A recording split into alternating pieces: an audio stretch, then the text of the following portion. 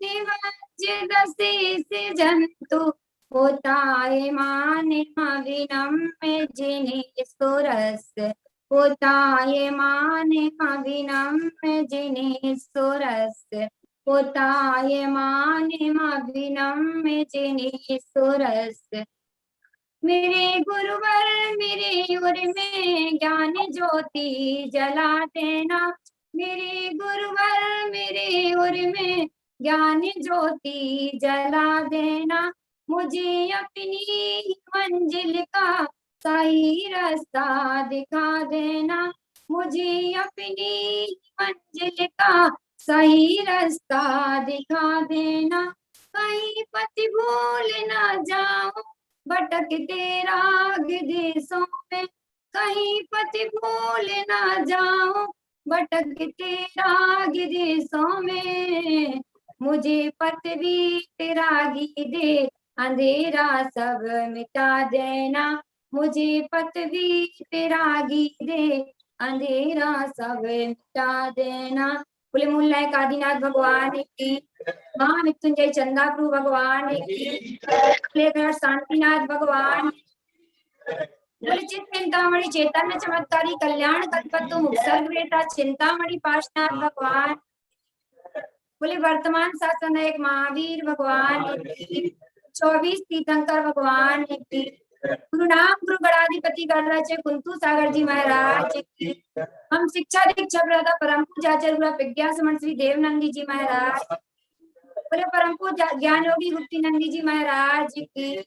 अहिंसा मई विश्व धर्म की, द्वादशांग जिनवाणी मात की।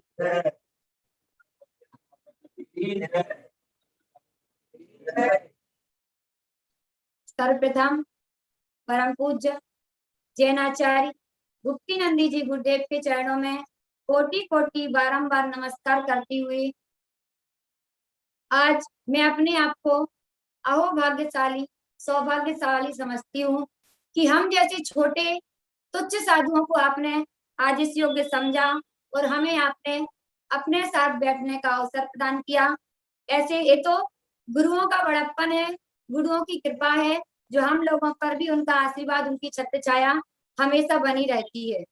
और साथ ही सभी भक्तों को धर्मस्नेही धर्म प्रेमी बंधुओं, जिस महामारी के चलते इस संसार में लगभग 1 साल से महामारी चल रही है, जहां हमने यदि एक सांस ले ली दूसरी ले पाएंगे या नहीं ले पाएंगे ये हमें भरोसा नहीं है। ये हमें विश्वास नहीं है कि आज जो सांस हमारी निकली है बाहर पुनः हम सांस को अंदर ले पाएंगे। जहां सभी मंदिर बंद है, अभिषेक बंद है, पूजन बंद है, वहां आज हमारे गुरुओं के माध्यम से हमें जिनवाणी सुनने को मिल रही है, अभिषेक देखने को मिल रहा है। ये सभी हमारे गुरुओं की कृपा है। अभी अभी अक्षय तृतीया, कल हमने बड़े ही धूमधाम से अक्षय तृतीया महापर्व मनाया, जिसमें हमारे गुरुओं के माध्यम से आप सभी भक्तों को 108 साधुओं के आहार दान देखने का परम सौभाग्य प्राप्त हुआ। यह सभी हमारी गुरुओं की कृपा, हमारे गुरुओं का आशीर्वाद है। अभी महावीर जयंती जो कि साल में एक बार आता है और हम उन्हीं के शासन काल में रह रहे हैं, और ऐसे महावीर जयंती को हमने लॉकडाउन के चलते भी इतने आनंद तरीके से परम पूज्य आचार्य श्री देवनंदी जी महाराज ने जूम के माध्यम से बहुत ही अच्छी तरीके से हमको महावीर जयंती मनाने का अवसर प्रदान किया। हम सभी भक्तों ने, हम सभी शिष्यों ने महावीर जयंती को मनाया। आज गुप्ती नंदी जी महाराज जी के आशीर्वाद एवं गढ़नी हारिका आस्था श्री माता जी के निर्देश एवं प्रेरणा से जो कई दिनों से विश्व शांति अमृत महोत्सव चालू है, जिसमें आप सभी भक्तों को देश के सभी महान से महान आचार्य और महान से महान गढ़नी माता जियों के आशीर्वचन सुनने को मिल रहे हैं। यह सभी आपके लिए माध्यम बना है धर्म तीर्थ आचार्य श्री गुप्ती नंदी जी गुरुदेव और गढ़नी हारिका आस्था श्री माता जी। इन सभी के चरणों में हम कोटि कोटि वंदन नमस्कार करते हुए आप सभी को बताना चाहती हूँ कि इस कोरोना महामारी के चलते सब बंद हो गया था, घर से बाहर निकलना मुश्किल हो गया था, तब हमारे परम पूज्य भुक्ति नंदी जी गुरुदेव ने हमको भगवान की भक्ति करें, घर में बैठ के भी हम भगवान की भक्ति कैसे कर सकते हैं सिखाया। लेकिन गुरु ने तो भक्ति करना सिखा दिया, गुरु ने तो बता दिया कि आप घर में बैठ के जूम के माध्यम से अभिषेक देख के भक्ति कीजिए, पूजन करिए, आहार दान देखिए। लेकिन मैं आपसे पूछना चाहती हूँ कि भक्ति क्या है? भक्ति क्या है? भक्ति किसे कहते हैं? तो शास्त्रों में उल्लेख है, गुणानुरागे भक्ति, देव शास्त्र गुरुओं के प्रति अनुराग होना, उनके गुणों के प्रति अनुराग होना ही भक्ति है। गुणानुरागे भक्ति, देव शास्त्र गुरु के प्रति अनुराग होना, उनसे वात्सल्य होना, उनसे प्रेम होना, उनके गुणों में अनुराग होना, आस्था होना, यही भक्ति है। भक्ति कोई कहीं से मार्केट से खरीदने को नहीं जाना पड़ता है, भक्ति तो हमारे स्वयं के अंदर होती है, हमारे गुरुओं के प्रति जो हमारी आस्था है वही भक्ति है। तो समंत्रबद्ध आचार्य ने कह दिया है, स्वयंभू स्तोत्र में समंत्रबद्ध आचार्य ने कहा है, जो कि बहुत पुराने आचार्य हैं, उन्होंने स्वयंभू स्तोत्र में कहा है कि तिल का ताड़, तिल्ली का ताड़ बनाना और राई का पहाड़ बनाना, सरसों के दाने, मोहरी महाराष्ट्र में बोलते हैं मोहरी, सरसों के दाने का पहाड़ बनाना पॉसिबल है क्या? संभव है कि आप तिल का ताड़ बना लें और राई का पहाड़ बना लें? संभव नहीं है, पॉसिबल नहीं है।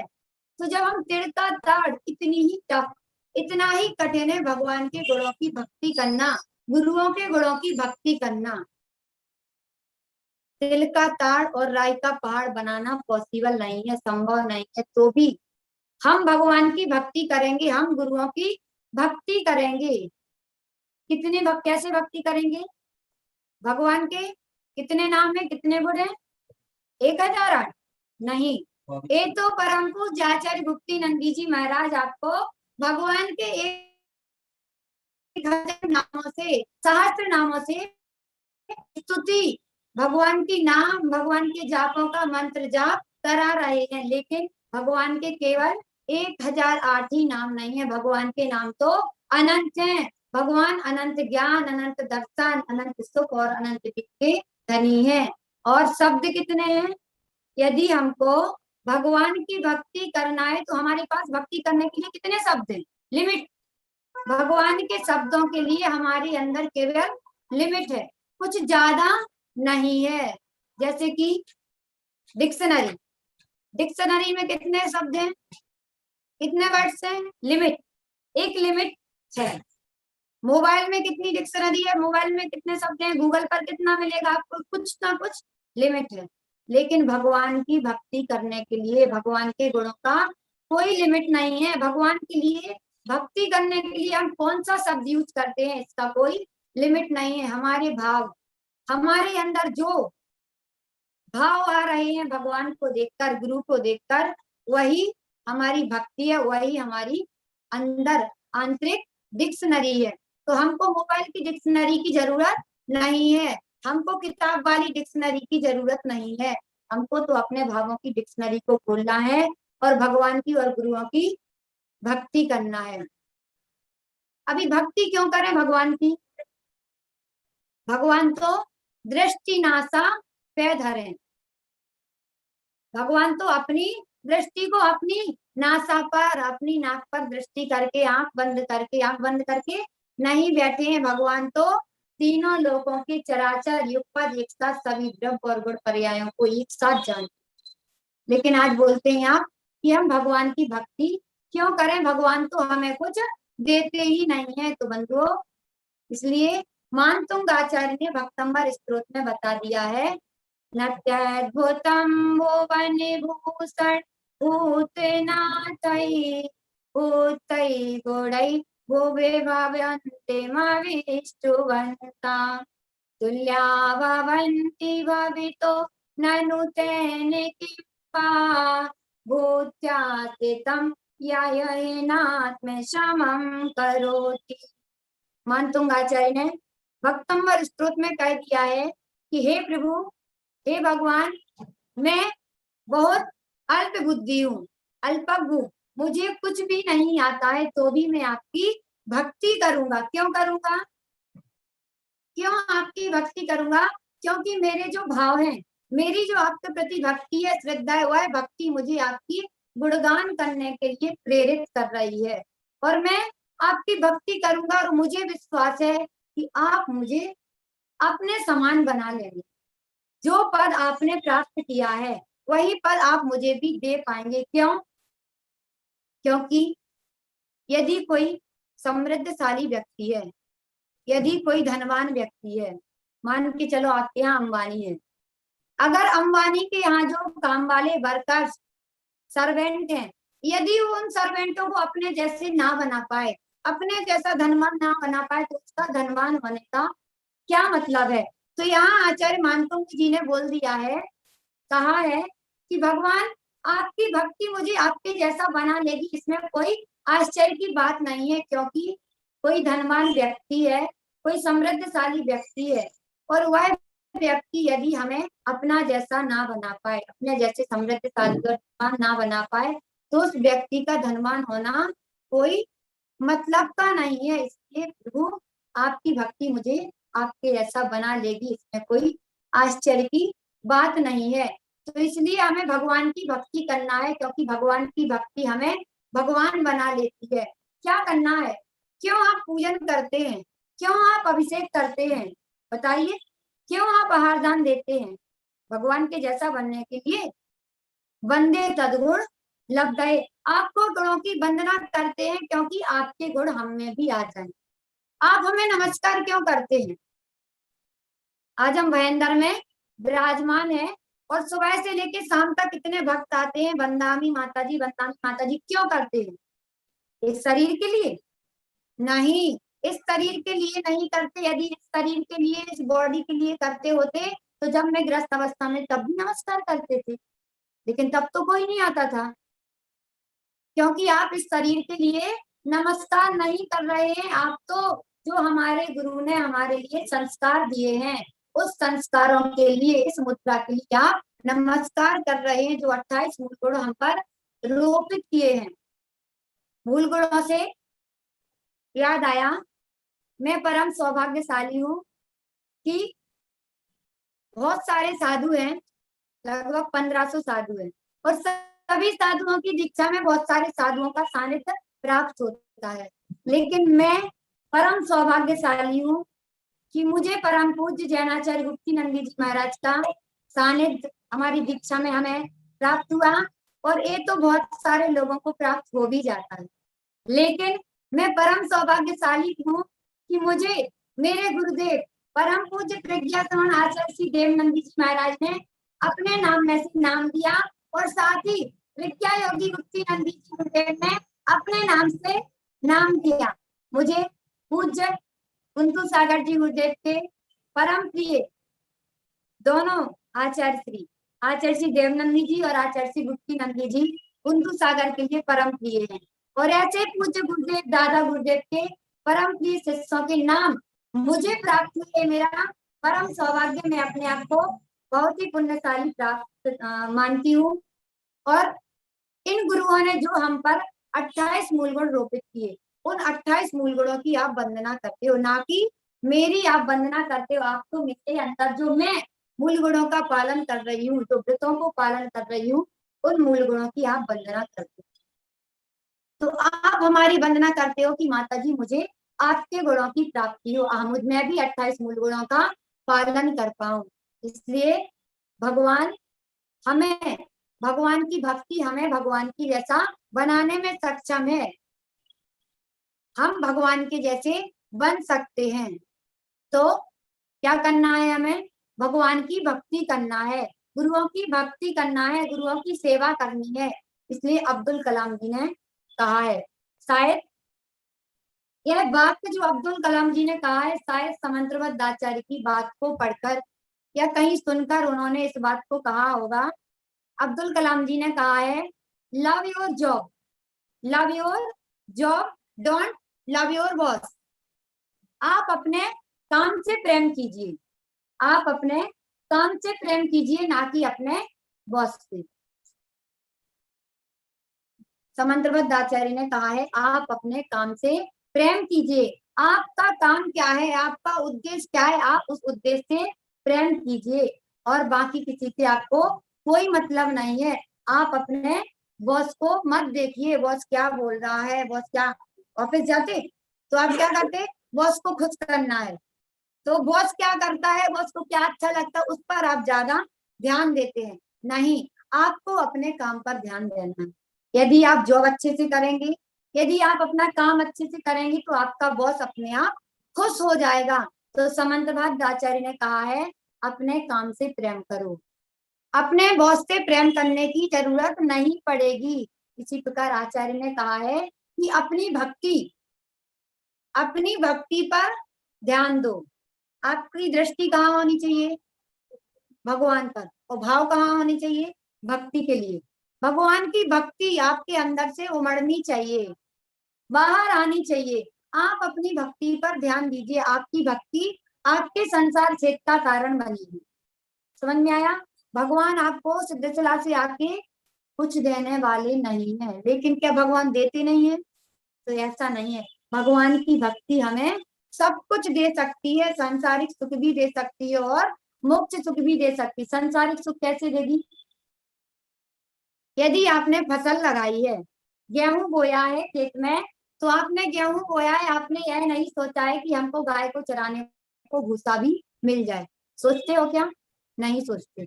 लेकिन भूसा आपको अपने आप ही मिल जाता है। उसी प्रकार से जैसे गेहूं बोया और भूसा मिल गया, वैसे ही हमें तो भगवान की भक्ति करना है, तो मोक्ष तो मिलेगा। मोक्ष के पहले सभी घास फूस के जैसे सांसारिक सुख तो अपने आप मिल जाएंगे। यह संसारिक सुख, यह संसारिक सुख, यह माया जाल सब घास फूस है।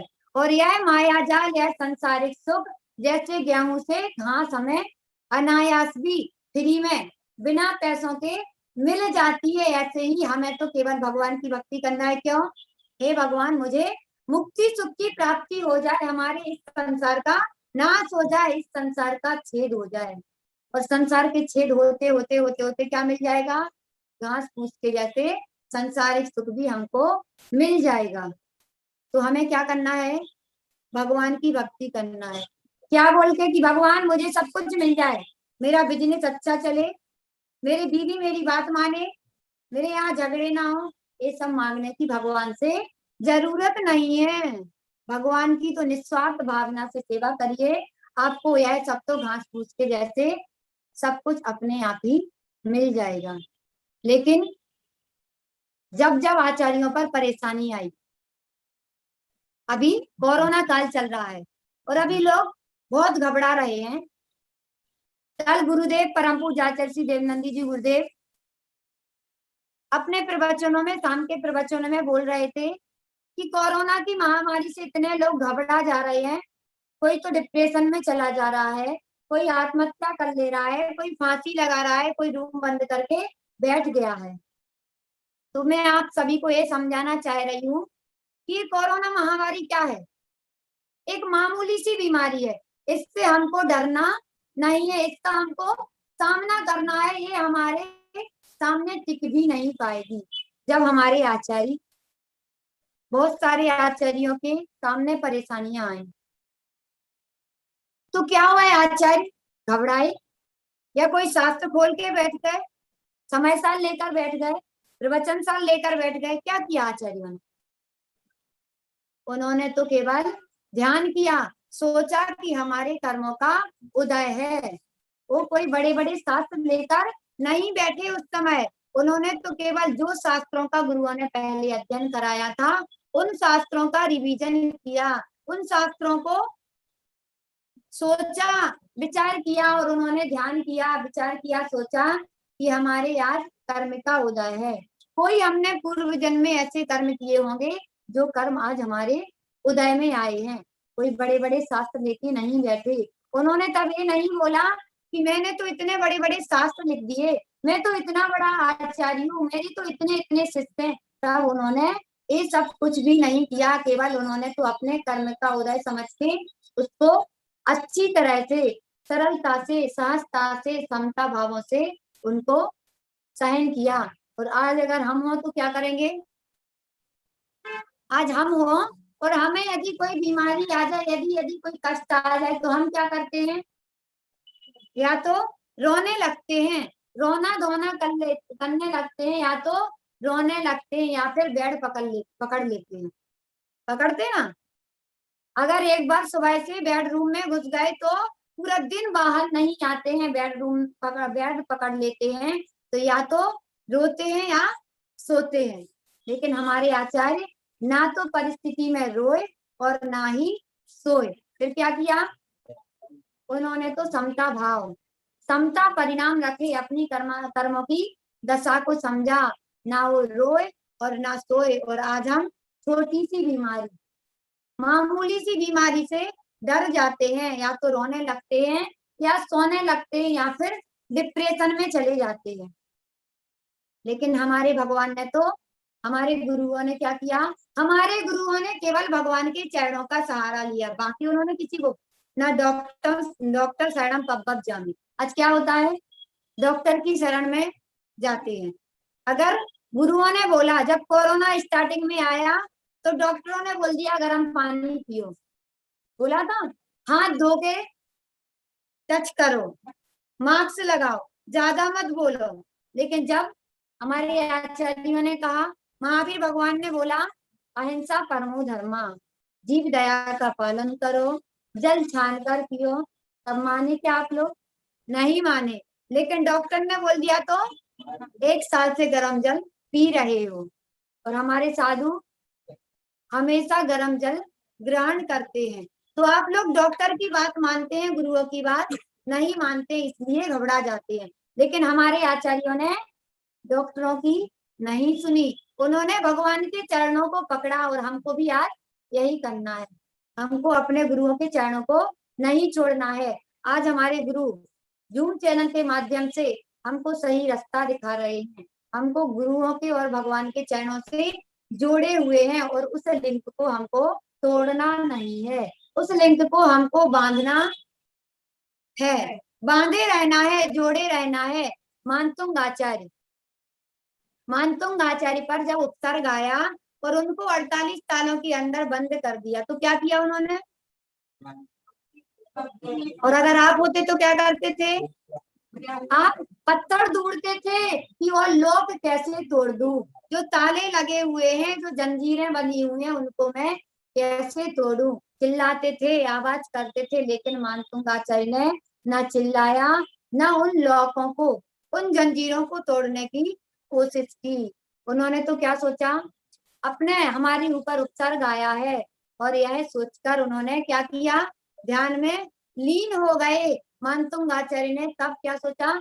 हम कुछ तो करना है। तो उन्होंने भगवान आदिनाथ भगवान के चरणों में, उन्होंने आदिनाथ भगवान के चरणों को पकड़ लिया, आदिनाथ भगवान के चरणों की स्तुति करने लगे। उन्होंने सोचा ये तो केवल 48 ताले हैं, 48 लोकों में हमको बंद किया गया है। हमारे जब ध्यान के माध्यम से भगवान ने अपनी 48 कर्म प्रकृतियों का नाश कर दिया, तो ये तो केवल 48 लोक हैं, 48 ताले हैं, 48 ताले हैं, ये तो ऐसे ही टूट जाएंगे। और भगवान के चरणों को पकड़ लिया, हाथों से नहीं पकड़ा, अपने मन से पकड़ लिया।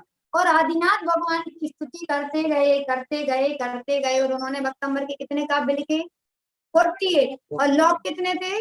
48। तो 48 लोक और 48 काव्य लिखे, और एक एक करके सारे के सारे लोक खुलते गए, और भगवान तालों के जेल के बाहर आ गए। और जैसे ही समंतभद्र आचार्य ने, जब भस्मक व्याधि रोग हो गई, समय हो रहा है, समंतभद्र आचार्य को भस्मक व्याधि रोग हो गया, तो उन्होंने क्या किया? उन्होंने भगवान के चरणों को पकड़ा, और उनके गुरु ने उनको जो बोला, गुरु वाक्य प्रमाणम, जो गुरु ने बोल दिया वह हमारे लिए प्रमाण है। और उनको गुरु ने जो बोल दिया उन्होंने वो किया। लेकिन राजा ने उनको बोला कि अभी तो शिव पिंडी को नमस्कार करिए, आप शिव पिंडी को नमस्कार करिए, क्योंकि राजा को पता चल गया था कि यह तो जैन है और यह हमारे शिव शंकर जी को प्रसाद नहीं खिलाते हैं बल्कि स्वयं खा लेते हैं। तो वो बोलते हैं कि आप इस शिव पिंडी को नमस्कार कीजिए। लेकिन वो तो सम्यक दृष्टि थे और सम्यक दृष्टि कभी अन्य देवी देवताओं को नमस्कार करते नहीं है। अन्य देवी देवताओं मतलब काली, चंडी, शंकर, हनुमान, हमारे शासन सम्यक दृष्टि देव, हमारे 24 तीर्थंकर के यक्ष यक्षिणी सम्यक दृष्टि देव होते हैं। इनके अलावा सम्यक दृष्टि जीव कभी किसी को नमस्कार नहीं करता है। तो समंत भद्राचार्य अभी क्या करें, राजा ने बोल दिया नमस्कार कीजिए नहीं तो आपको दंड दिया जाएगा। तो अभी समंत भद्राचार्य क्या करते हैं, स्वयंभू स्त्रोत 24 तीर्थंकर भगवान की स्तुति करना प्रारंभ करते। उन्होंने भी भगवान के चरणों का आश्रय लिया और जैसे ही 8वें नंबर के भगवान, कौन से भगवान है 8वें नंबर, चंदा प्रभु भगवान की स्तुति करते हैं, चंदा प्रभम चंद मरीच वरम, वैसे ही शिव पिंडी में से चंदा प्रभु भगवान की स्फटिक की स्वच्छ निर्मल चंदा प्रभु भगवान की मूर्ति प्रकट होती है। तो कहाँ पहले से रख दिया था क्या, नहीं रख, फिर कैसे आ गई,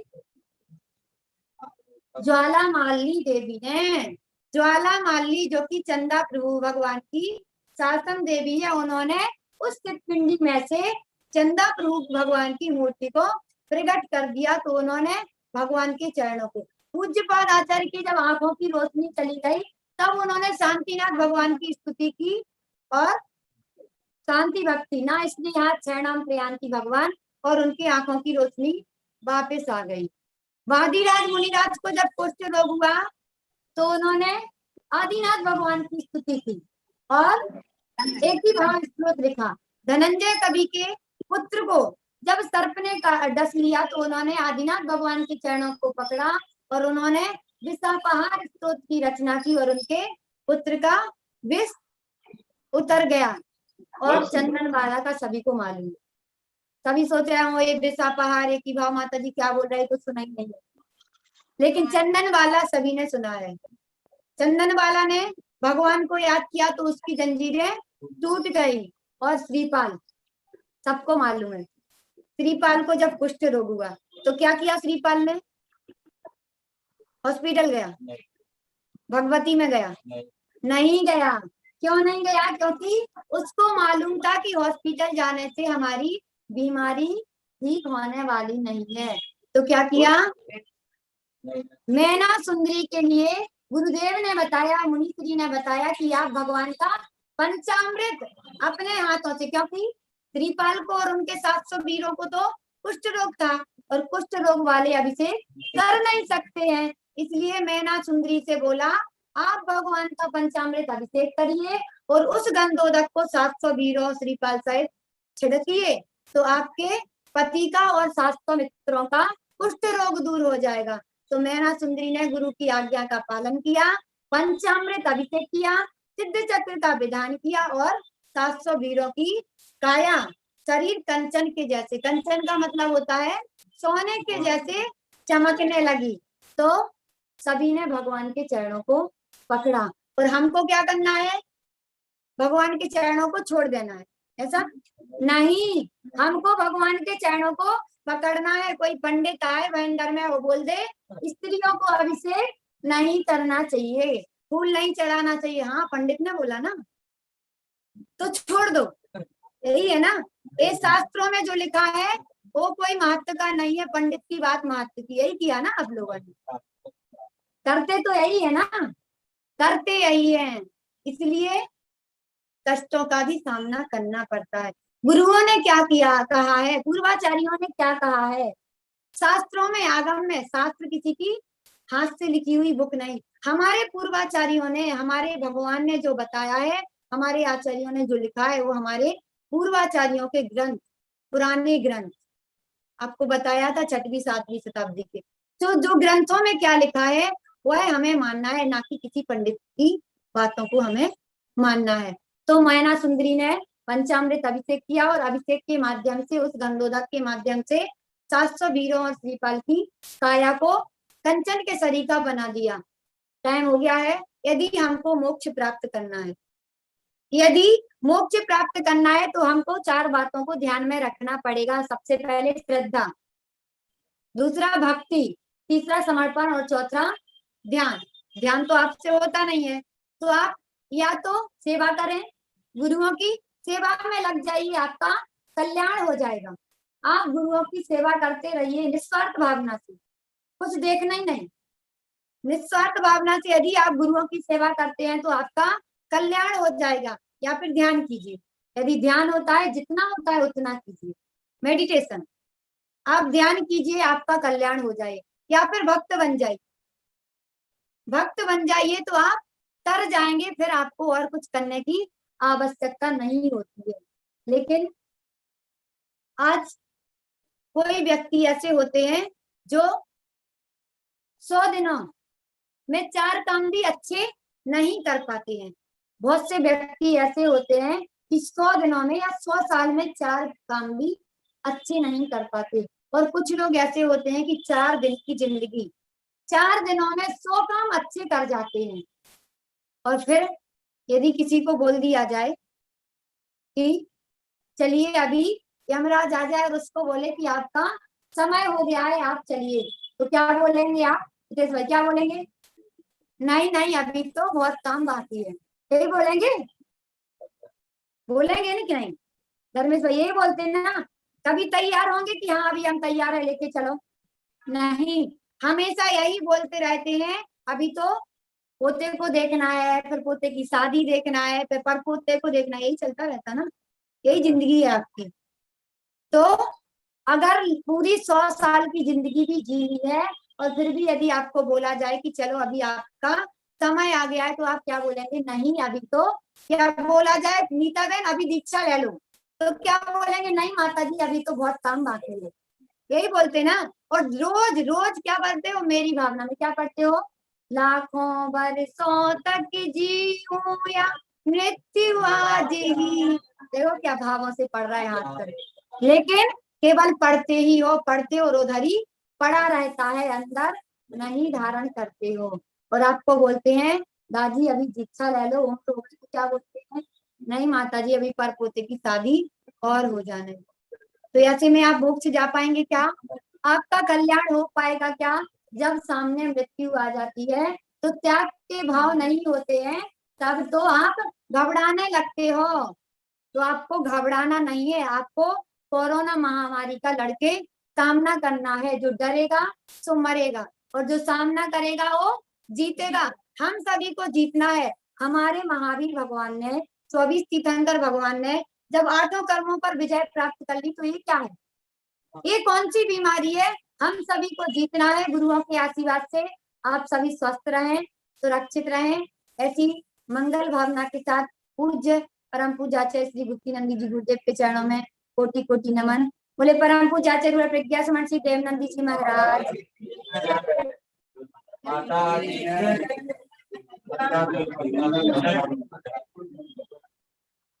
आरिका प्रज्ञा माता जी ने आज पूरा पंचस्तोत्र और सारा पुराण, मतलब थोड़ी में कितना अच्छा ज्ञान उन्होंने प्राप्त किया है और बहुत अच्छी प्रगति उन्होंने की है। बेटी भार नहीं है आधार, बेटी भार नहीं है आधार, जीवन है उसका अधिकार, शिक्षा है उसका हथियार, बढ़ाओ कदम और करो स्वीकार, बढ़ाओ कदम और करो स्वीकार। खिलती हुई कलियां हैं बेटियां, माँ बाप के दर्द को समझती हैं बेटियां, घर को रोशन करती हैं बेटियां, लड़के आज हैं तो आने वाला कल है बेटियां।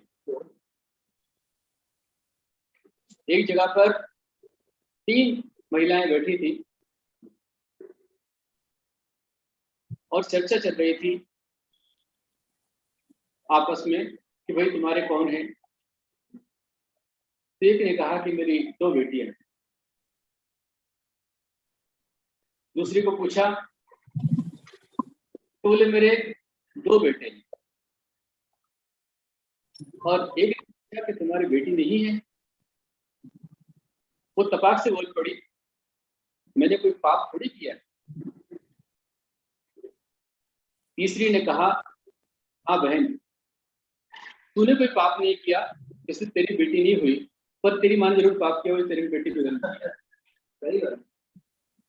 जरूरी नहीं कि रोशनी चिरागों से ही हो, जरूरी नहीं कि रोशनी चिरागों से ही हो, बेटियां भी घर में उजाला करती हैं। ध्यान रखना, बेटे भाग्य से होते हैं, पर बेटियां सौभाग्य से होती हैं।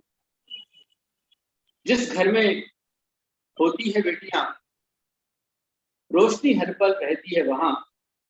जिस घर में होती है बेटियां, रोशनी हर पल रहती है वहां। हरदम सुखी बरसे उस घर पर, मुस्कान बिखेरे बेटियां जहां, मुस्कान बिखेरे बेटियां जहां। मैं कहना चाहूंगा कि खुशबू बिखेरता हुआ फूल है बेटी, खुशबू बिखेरता हुआ फूल है बेटी, इंद्रधनुष का सुंदर रूप है बेटी, सुरों को सुंदर बनाने वाले साज है बेटी। हकीकत में अपने माता पिता के दिल का ताज है बेटी, माता पिता के दिल का ताज है बेटी। आज इनके माता पिता ने यदि इनको जन्म नहीं दिया होता, इन्हें पाल पोषण बड़ा नहीं किया होता, और इन्हें मोक्ष मार्ग पर चलने की हिम्मत न दी होती, इनके पैर न रोके होते, तो हमारे बीच में प्रज्ञाश्री, सुज्ञानश्री अथवा आस्थाश्री माता जैसी बेटियां हमारे बीच में नहीं। इसलिए जितनी बेटों की आवश्यकता, उतनी बेटियों की भी आवश्यकता है। ध्यान रखें कि मातृशक्ति यदि नहीं बची तो, मातृशक्ति यदि नहीं बची तो बाकी यहाँ रहेगा कौन? प्रसव वेदना, लालन पालन सब दुख दर्द सहेगा कौन? लालन पालन प्रसव वेदना सब दुख दर्द सहेगा कौन? मानव हो तो दानवता को त्यागो प्रिय उत्तर दो, मानव हो तो दानवता को त्यागो प्रिय उत्तर दो, नन्ही सी जान के दुश्मन को इंसान कहेगा कौन? इंसान कहेगा कौन? जो बच्चों के ऊपर, बेटियों के ऊपर तलवार लगाकर बैठे हुए हैं, उन्हें कहना चाहूंगा कि बेटा अंश है तो बेटी वंश है, और बेटा आन है तो बेटी शान है। लक्ष्मी का वरदान है बेटी, और धरती पर बच्चे के लिए भगवान है बेटी। आज बहुत अच्छा लगा कि आज हमारी जैन समाज की बेटी, जो छोटी सी उम्र के अंदर में, जहां आज लड़कियां नाना प्रकार के पैसे में फंसी हुई हैं। पहले कपड़े पहने जाते थे तन को ढकने के लिए, पर आज कपड़े पहने जाते हैं अंग प्रदर्शन के लिए। और बड़ी विडंबना है कि कई बार ब्यूटी पार्लर जाने को निकलती हैं औरतें, लड़कियां, और ब्यूटी पार्लर जाने के लिए मेकअप करने को आधा घंटा और लगता है। ये हालात हैं। ऐसे हालात में आज इन हमारी राजकुमारियों ने, भगवान आदिनाथ की ब्राह्मी सुंदरियों ने, भगवान आचार्य श्री देवनंदी जी की 2 बेटियों ने इस छोटी अवस्था के अंदर में, सुकुमार अवस्था में, ब्राह्मी सुंदरी के पद को अपनाया है और अपने माता पिता का गर्व से सीना चौड़ा किया है, ऊंचा किया है। कभी इनके माता पिता को इनको रोना नहीं पड़ेगा। बेटे अक्सर चले जाते हैं माँ बाप का दिल तोड़कर, बेटे अक्सर चले जाते हैं माँ बाप का दिल तोड़कर, पर बेटियां तो गुजारा कर लेती हैं टूटी पायल जोड़कर, बेटियां भी गुजारा कर लेती टूटी पायल जोड़कर। और बेटी है कुदरत का उपहार, जीने का इसको दो अधिकार। इसलिए आज मैं कहना चाहूंगा इस मंच से कि हमारे परिवार में, समाज में नारी की भी आवश्यकता है। देखो, माँ जन्म देती है, माँ जन्म देती है, दादी कहानी सुनाती है, बहन राखी बांधती है, और पत्नी जीवन भर साथ निभाती है। यदि ये ना हो तो नारी के बिना जिंदगी कहाँ होती? आज सबकी आवश्यकता है। चेहरे पर आती है अलग एक मुस्कान, जब बेटी बढ़ाती है माता पिता की शान। आज मैंने प्रवचन सुना और सुनकर के मन बहुत गदगद हो गया कि मेरे सामने जिनकी दीक्षा हुई, और यही बात हमारे प्रज्ञा सिंह आचार्य देवनंदी जी ने कहा था, उस समय कही थी कि मैं प्रज्ञा सिंह आचार्य देवनंदी और मेरे अनुज यहाँ प्रज्ञा योगी आचार्य मुक्तिनंदी, और हम दोनों की प्रज्ञा हम देते हैं इसको बनाते हैं प्रज्ञाश्री। बस यही कहा था उन्होंने, और जैसा सपना उन्होंने देखा था वैसा ही प्रज्ञाश्री प्रज्ञा रूपी श्री को बढ़ा रही है, सुज्ञान श्री सम्यक ज्ञान को बढ़ा रही है, और दोनों भाईंदर मुंबई के अंदर बैठ करके समाज को जगा रही है, और अच्छी भक्ति के साथ सरलता के साथ छोटे छोटे बच्चों को, युवाओं को धर्म के मार्ग पर जोड़ रही है। इसलिए मैं आह्वान करना चाहूंगा समाज को कि कभी आप बेटे और बेटी में भेदभाव ना करें, फर्क ना करें। महत्व बेटों का भी है और बेटी का भी है। प्रकृति और पुरुष दोनों यहाँ पर चाहिए, दिन भी चाहिए और रात भी चाहिए। यदि लगातार दिन ही दिन बना रहा तो वहां पर ऐसा होता है कि वहां पर जहां हमेशा दिन होता है वहां के लोग अपने घरे कांच एकदम काले रखते हैं, पर्दे लगाकर रखते हैं सोने के लिए, और जहां एकदम रात ही रात होती है वहां दिन रात पर लाइट लगानी पड़ती है, और जहां दिन रात अपने यहाँ पर होता है वहां पर बैलेंस बराबर होता है। इसलिए ना बेटों को कम समझें न बेटियों को कम समझें, दोनों को समान भेदभाव से रहित होकर के आगे बढ़ाइए और समाज का बैलेंस बना करके चलिए। आज विडंबना ये है कि नारी ही नारी की दुश्मन बनी हुई है। इतना भेदभाव होता है कि घर में बेटी होती है तो बेटी तू घर से आई है तू विश्राम कर ले, और बहू जो 24 घंटे काम करती है उस एक पल भी नहीं कहती कि बेटी तू विश्राम कर। यदि घर में जो सास है उसे अपनी बेटी में बहू बनाने के लिए कला जग जाए और अपनी बहू में बेटी का रूप दिखाई दे जाए, और बेटी के समान प्यार यदि सास अपनी हर एक बहू को देवे, और हर एक बहू जिस माँ को छोड़कर आ गई है 18, 15, 20 साल बाद छोड़कर आ गई, उसके बाद भी कितना ही सास अपना खास अपनी बहू को देवे उसके बाद भी उसको अपनी माँ ही खास लगती है। ये भेदभाव छोड़ देवे। यदि बहू को अपनी सास में माँ का रूप दिखलाई देवे और वो माँ का सम्मान और प्यार यदि हर एक सास को देवे और हर एक सास अपनी बहू को अपनी बेटी का प्यार देवे, तो मुझे लगता नहीं है कि फिर बहू को अपने मायके की याद आवे और फिर इस सास को अपनी बेटी की याद आवे, फिर हर घर स्वर्ग बन जाए। आज जरूरत है आपस के संबंधों को निभाने की, संबंधों को तराशने की, संबंधों को संभालने की और एक दूसरे का सम्मान देने की। आज आवश्यकता है मोक्ष मार्ग पर चलने की।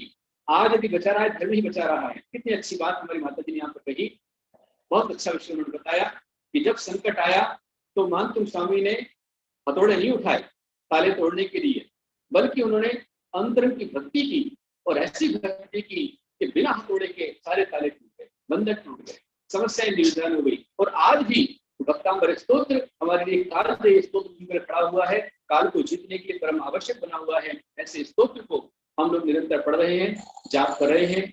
डेली यहाँ पर भक्तांबर का पाठ हो रहा है।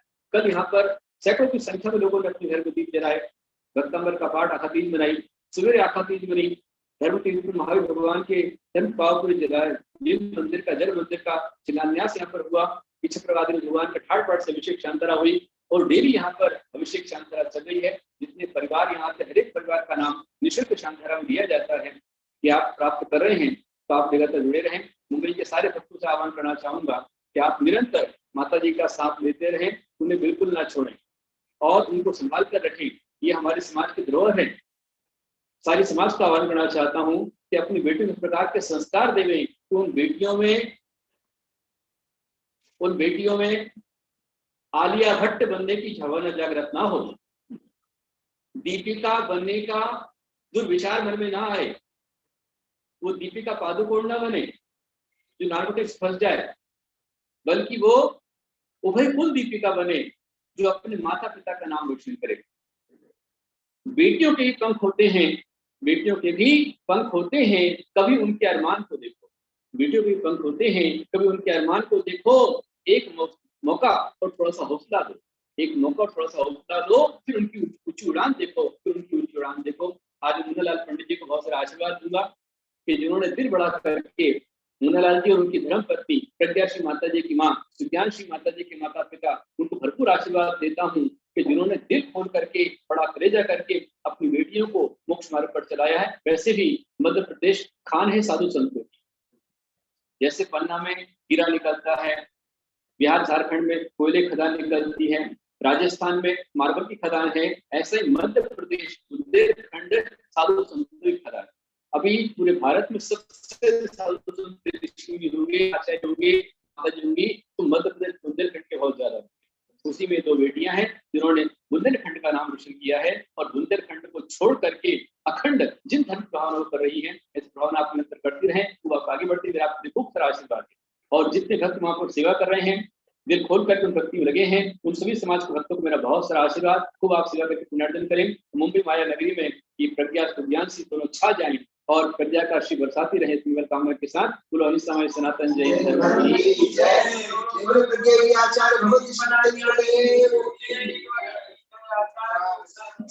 कल हमारे बीच में होंगे आचार्य सुरत्न सागर जी, जो कि फिरोजाबाद में विराजमान है।